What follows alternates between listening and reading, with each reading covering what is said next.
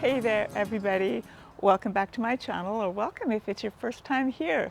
I'm Fionuala, and we're at Cottage Gardens today, where 9/10 of the roses have arrived, and I literally cannot think about anything else, so I had to talk to you and tell you all about roses. And I got a couple of great questions this morning. A couple of new people, they've just bought their first home. Somebody had given them a gift certificate, told them they really needed to get a rose, and they had no idea where to start. They had no idea of what a shrub rose is, or even a climber or a tree rose. You're just starting out. You have no idea. You're supposed to get a rose. You're going to make your auntie very happy getting this rose, and you don't know where to start. But here's one thing I want to say before I even try to explain the differences to you. You are in for such a treat. Just starting out in the rose world, getting your first rose, it is an addictive habit. If you're anything like me, you're going to end up with 90 something and thinking you need to fence off a whole new area, and next thing you can have 100 and something or 200 and something. I am trying to restrain myself this year, but that's a whole other story. So today's video, I am going to tell you all the different types of roses, what it means when somebody says a hybrid tea, what it means when they're talking about a floribunda, what a shrub rose is. That's a real simple one to explain. And what are the minis, and what are the climbers, and what's a tree rose? So let's get going. Let's jump right in and start with the hybrid teas. Right now, we're just such early days. Some of the roses are beginning to show little bits of leaves coming out, but they're going to turn into something so incredible. You are just absolutely not going to believe it. In a few short months, these basically twigs and these little bits of new growth are going to expand up to something about this big, and the rosebuds are going to start on them. And those rosebuds will open up into hybrid teas. On this side are my hybrid teas, that side are my floribundas. Now, hybrid teas are the ones that the florists use. They generally form one big, gorgeous rose at the top of a long stem. So you've got a single stem with a single bud opening up to a single rose at the top. Sometimes there's two, but in general, that's what you're getting with the hybrid tea, that single, big, beautiful rose at the top of a long, skinny stem. Now the floribundas, as you might guess, before I get over to the floribundas, I keep talking about my favorite roses over here, and I shared with you in another video what my favorite rose that week particularly was, but look at this Martha Stewart. Again, she's not blooming yet, but it's another double, gorgeous, so much luscious color going on in here. That's another one that I am not seeing it grow into its full fruition yet, but it's super, super tempting. Anyway, over here to the floribundas. Now, floribunda, you get the same long stems, but at the tip of that long stem, you're going to get a whole big cluster of roses, which is super cool and works just as well in arrangement if you ask me. But the one thing I think the florists don't particularly like is that you've got a number of buds at the end of the long stem. Those buds don't all open up at the exact same time. To me, that adds interest in an arrangement. You know, you've got buds, you've got opened up blooms, you've got petals on the table. So I totally love floribundas in any kind of a flower arrangement too. Love it in the garden, love it in an arrangement. That's not to say I don't like my hybrid teas, but let me find my favorite floribunda. I just love French lace because there's something about the purity of the white. There's a little bit of a touch of butter yellow in the center. It's got a really clean fragrance, but honestly, the white of it goes with pretty much anything. As you know, though, Coco Loco is my absolute favorite. What can I say? Love that one. That brings me over to tree roses. Now, a tree rose is never going to grow into a tree, but what we mean when we say tree roses is it's up on a stalk. Now, I particularly like the ones that are up on a 36-inch stalk, The 24-inches are great for patio containers and for much smaller spaces, but I really love the 36-inch stem. And then they graft the actual rose at the top of the stem, which is absolutely fabulous in the garden because it brings the color up to a whole new height. So you got your regular rose bushes down there, your hybrid teas, floribundas, your shrubs, your minis, and up here, when these fully flesh out, leaf out, and bloom, you've got all that amazing color up here. So the graft itself might be a hybrid tea, it might be a floribunda. You just read up on your rose or tell me what you want if you come in here, and I'll help you find the perfect tree rose. But the care for a tree rose, really similar to all the other roses. So there's nothing different about the pruning, there's nothing tricky about anything. It literally stays around this height. You're just pruning up here rather than down here. So the cool thing about tree roses, apart from elevating the colorway up here, is that you can get, like I said, hybrid teas, you can get floribundas in a tree. You can also get some of the shrubs in a tree form. It just lets you do a whole lot more in your rose garden. So let's talk about shrub roses. Let's go find some. Now, basically, all your hybrid teas and all your floribundas are shrubs, but in the rose world classification, they put a whole bunch of other roses that stay shrubby that don't seem to fit into the hybrid tea category or the rugosa category or the floribunda category. And usually the shrub roses are really great for those mass planting in the landscape type of situations. They take a lot more abuse. They mostly seem to need an awful lot less care, like they're not fussy. If you don't ever want to spray, but you still want roses in your garden, a lot of the shrub roses are so disease resistant and tolerant of every kind of abuse that that's the way to go. So when you're out in a shopping mall or doctor's office or whatever, and there's roses out front, more than likely those are shrub roses.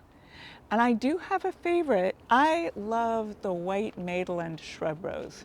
It is, again, it's white, very simple, super dark green foliage, seems to bloom pretty much all year. They come right back out, they're happy as can be. They've got flowers on them right now.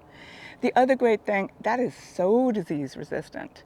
It is so tolerant of neglect, even shade in some instances. I've got a couple at my house. The oak trees grew up where they used to be, and my little white Maitland is still absolutely incredible and lush and green and blooming.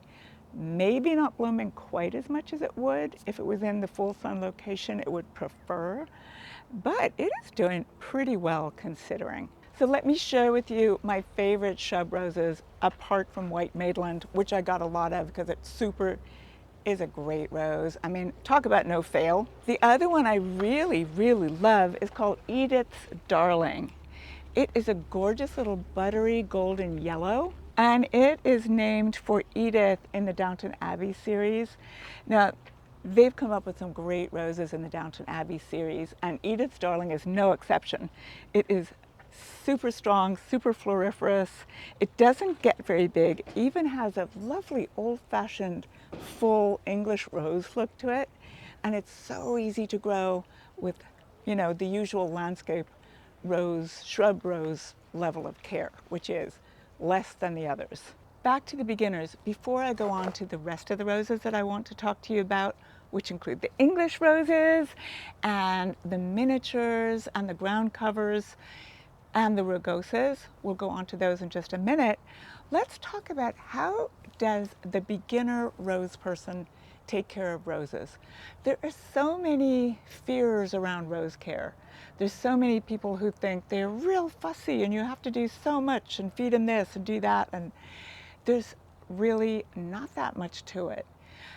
I wasn't born knowing that, though. Don't get me wrong. I don't think there's anything wrong with being concerned about a new plant that you've never ever grown before. But honestly, so many of them, all plants tend to be forgiving anyway, and roses really are more forgiving than others.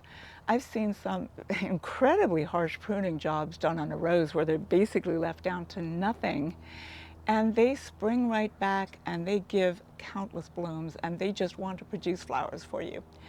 So don't stress too much about the care, but here's a few very, very crucial things for the best rose production. Around here, Northern California, Zone 9B, most roses really prefer full-on sun, which is 6 hours of sun a day. That's sun from the afternoon kind of sun. 6 hours of morning sun barely counts, except for some roses, they don't mind. But the majority of roses want 6 hours of great full sun, which includes a chunk of the afternoon. So that's really not that difficult to do, unless you're all shade, of course. But I've got some rose choices for you too.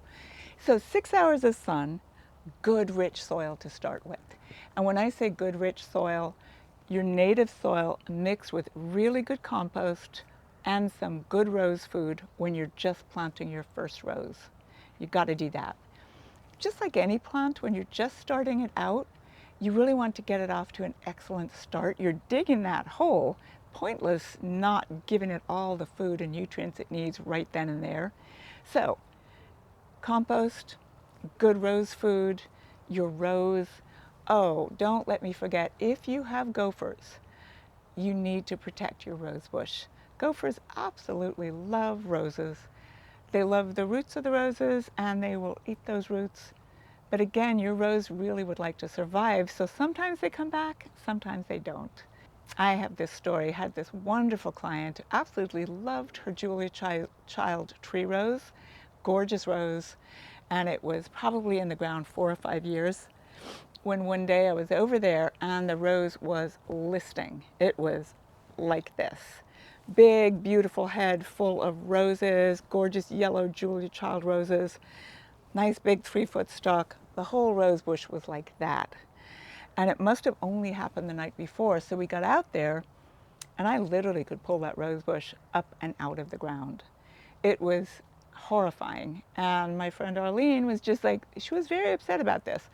And she just told me to take it away. So I did, I took it away. There was literally one root sticking out, one little root. All the rest had been eaten away. So I put it in a 5-gallon pot and I brought it here to the nursery and stuck it, I'll show you in a minute, stuck it in the ground, or stuck it on the ground right there, and we just walked past it and watered it. I didn't even give it any food because I didn't want to stress that one little root that was going on down there. That plant is thriving. And every time I walk past it, I think of my friend Arlene and know how much she'd be laughing at this. So yeah, my point being, roses and any other plant, they want to thrive, they want to push through, they want to give you blooms. If you've got gophers in your garden, make sure you put your rose bush in a gopher cage so you have roses, basically. And that's getting your rose bush started out. Other than that, they do like to be pruned once a year. But if you forget, they will forgive you. You just need to do it the next year. They also do want food. Picture all that gorgeous growth. Picture all those leaves and shoots and blooms that you're going to be getting from that rose bush. All of that energy they've pulled from the soil to put into the shoots and the leaves and the blooms, they need that energy replaced in the form of food. So, fertilizer I recommend, I really like going for organic wherever possible, especially if you're the kind of person who will throw rose petals on a salad. I'm one of those people. Or let them decorate a cake.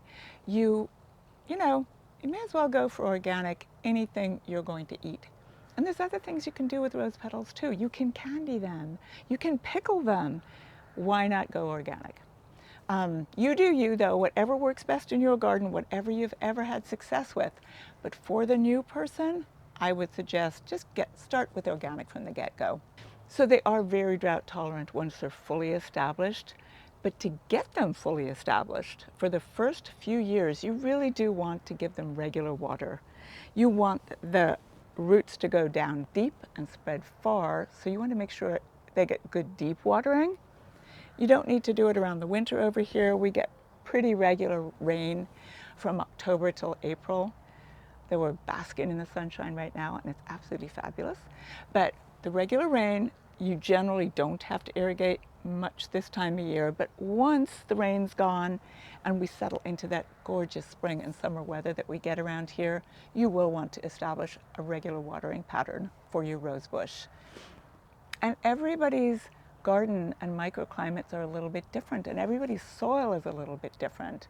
So I can't flat out say 3 times a week, because if you've got clay soil, it holds the water better than sandy soil. Sandy soil, you water it, it just goes to wherever it goes down there, passing by the roots. The roots are grabbing that water as they can, but you got clay soil, it holds it better. So let your garden tell you how much water your rose bush needs. Or ask us, happy to help. I know the signs to look for. All your plants kind of tell you what they need, but rose care is nowhere as tricky as raising a puppy or taking care of a houseplant, honestly. I think, it's nowhere as tricky as everybody has been led to believe. All right, let's talk about the David Austin English roses. I have a favorite, and I'm right here by it. I mean, I have a number of favorites, but I planted Gabriel oak a couple of years ago, and oh my goodness, the fragrance and the way it flowers fairly pretty much nonstop, honestly, with such an intense color. I really like this rose. Now, I'm really partial to a lot of David Austin climbers. I love Graham Thomas. I love Carding Mill, who turned out to be a climber also. Love Port Sunlight. But I also love Gertrude Jekyll. Oh my goodness. But Gabriel oak, there's something about this one. It is kind of better behaved than some of the others. Doesn't seem to send up so many enormously arching canes that then you worry about the roses are all going to be over here.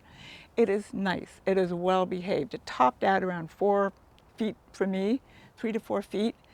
Everything was covered in blooms and the fragrance so intense. So I really, really like that one. Okay, so I meant to tell you about David Austin roses, English roses. They were originally bred by the wonderful David Austin, whose birthday is coming up. It's February 16th, who was obsessed with roses and really got obsessed with creating a rose that blended beautiful form and shape of the old-fashioned roses and fragrance. And I think his first one was produced in the late 50s or something like that, and the breeding just kept getting better and better. Even the new introductions since he's passed away, they're fabulous, and I've never found one I didn't like. I definitely have some favorites, but what I love about David Austin roses in general, the form of the flowers. They're doubles or quadruples. They're just so full of petals. And some of them are cupped, some of them are flat, and every single one of them is so photo worthy, and all of them have some kind of fragrance. And when a David Austin English rose says it's a slight fragrance, it's still stronger than most of your other roses. But when they say intense and strong fragrance, it is intense and strong. Just makes you smile. And roses really are all about fragrance, if you ask me. And the David Austins make great cut flowers too, by the way. Some of them drop their petals a little fast, but again, I love that whole confetti thing on the table, so I don't mind that either.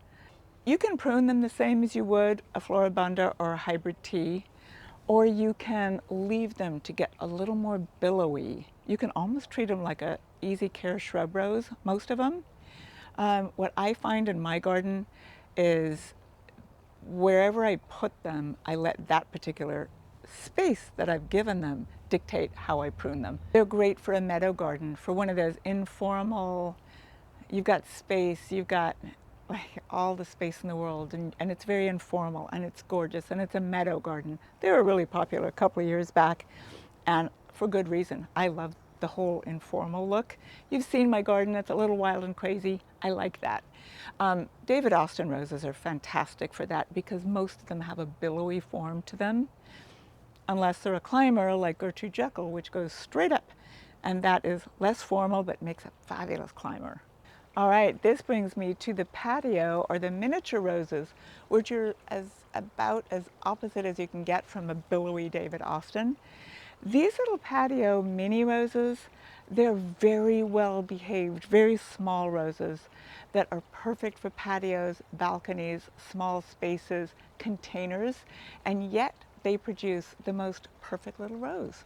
A lot of the patio roses, the little minis, aren't particularly bred for fragrance, but the colors you can get are really fantastic. A lot of people just have balconies and they don't have a lot of space, or they want to decorate right up by the porch. As long as you've got the same full sun and you can stay up with the watering and the feeding, you've got yourself a really great rose in these little minis. I'm standing by my favorite, which is Coffee Bean. I absolutely love that real dark smoky color. Um, it's russet red, dark, smoky. I don't even know what else to say. And the rose is relatively big, but the whole rose bush itself really only gets about 18 inches tall. Quite adorable, really disease resistant. I love the color. I hope you do too. It's just like, I can't say enough good things about this particular little mini rose. Now we're over by the rugosa roses. Now if you don't know about rugosa roses, they're a really, really old kind of rose. They are very thorny stems and branches. Their flowers are usually quite simple. They produce amazing rose hips. But one of the best things is, talk about easy care. They're also tolerant of coastal air and salt spray. They do not like to be sprayed. I mean, they actively hate to be sprayed with anything. So you want an easy, low maintenance kind of a garden and yet have roses, go with these ones. Having said that, I don't spray the roses in my garden anyway, and it seems to work out just fine. Some years they might struggle a little bit with rust or whatnot, but extra feed, extra care, extra good pruning to increase the air circulation, and extra diligent cleaning, it's all fine. But these rugosas, so if you ever want to grow them just for the rose hips and how gorgeous that is in the winter, oh my goodness. But also these are really good in the culinary industry. A lot of people love the rose petals for pickling, for candying, for sprinkling on the cakes and whatnot. And I love them too because most of them are kind of open and the bees love the pollen. So they're great for a wildlife habitat or, you know, your bee garden or just, you know, having a nice friendly, pollinator friendly garden. The rugosas are wonderful. And they come in all kinds of, not all kinds of colors, whites and pinks, doubles, singles. There's a gorgeous one called Persian Yellow, which I really like as well. Really, really pretty. But out of all of these, I love Frau Dagmar Hartop, partly because I love the name, but the petals, they're simple, they're open, bees love it, and each petal is almost like a crystalline pink. Really, really pretty. This brings me to ground cover roses. Now the ground cover roses are basically a little subcategory of the shrub roses, and they're the ones that are real low and they spread wider than high, if you see what I mean. That's really what most ground covers do. They go farther out than up. And they are great for front of the border or in containers or just some area that you want roses to carpet the ground rather than grow up and need a lot of pruning. And you could literally almost weed whack most of the ground cover roses. They're incredible and easy, and they come in a range of colors again. So you can have a ground cover rose in deep red or peachy pink, yellow, like pretty much any color you like. I like the white drift. Again, white kind of brings the garden together really well, like the white Maitland and French lace. I like lots of colors, but for a ground cover or front of the border, it's nice to have something really simple. Easy care, treat them like you do the rest of them. You can be a little more brutal with your pruning, but that's about it. You still want to protect from gophers. You still want to start out with rich soil, give them full sun if you can. But yeah, they're easy. Finally, let's talk about climbing roses. you know, just think about it. It's kind of an obvious thing, but climbing roses are the ones that go up. They go straight up, like these Sally Homes I have up here against the fence, or like the polka rose I have growing up there. They go up and up and up and up. And they are fabulous for covering an arbor or a fence or wherever you want to train them. I did a climbing rose pruning video a couple of weeks back, if you want to go look that one up to show how to prune them. But climbers are great. I mean, talk about the ultimate vertical garden. You just give it a fence and full sun and good soil like all the other ones and just let it go. There's a trick to training them, not much of a one, pretty easy. Again, it's kind of obvious when you think about it.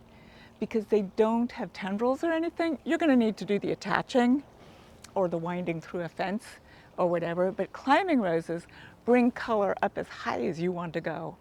And they come in a range of colors. Many of them are great for cutting. Many of them have great fragrances. And they're really pretty easy. And again, they keep coming out with new varieties that are very exciting. I absolutely love this purple tones of the Arbor Rose Quicksilver. It's a really stunning rose, great cut rose, even has a little bitty fragrance and very disease resistant. So it's a great climber to try. For a beginner, that would be a really good one. So yeah, there we go with all the categories of roses that you would normally find in any garden center. Of course, there's more. There's the musk, there's the damask, there's all the roses of all the years. But these are the normal ones that you're going to find in a garden center and the type of roses that I would recommend for a beginner. Thank you guys for watching. I really hope you enjoyed this video. I hope it helped. Any newbies out there, please drop me a comment, ask any questions you want, because as you can tell, I absolutely love roses. I have an obsession more than likely, but I think it's a pretty good one if you ask me.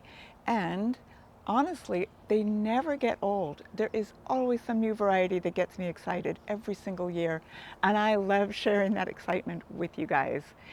So, you know what I would love to find out? What is your favorite rose?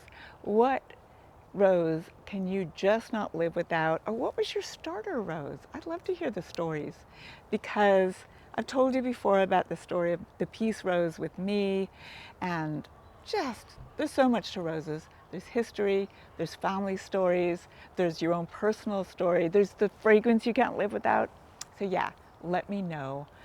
Okay, people, best thing to do is to come on in and have a look at these roses. You can wait till they're blooming and fragrant, or you can come read the signage, but it's pretty exciting this time of year. There's so many gorgeous roses to choose from. I get excited, and I hope you will too. It's a fabulous world, and if you're a newbie, do not be afraid. Jump right in. So much to learn. It's nowhere as hard as you think it is, and you're going to have so much fun. And then you can pass that knowledge on to the next new rose person in your life, which is also a great thing to do. So find me on Facebook, Instagram, email me anytime, come by for a visit. I'd love to see you and hear all about your roses. I'll see you next time. Happy gardening.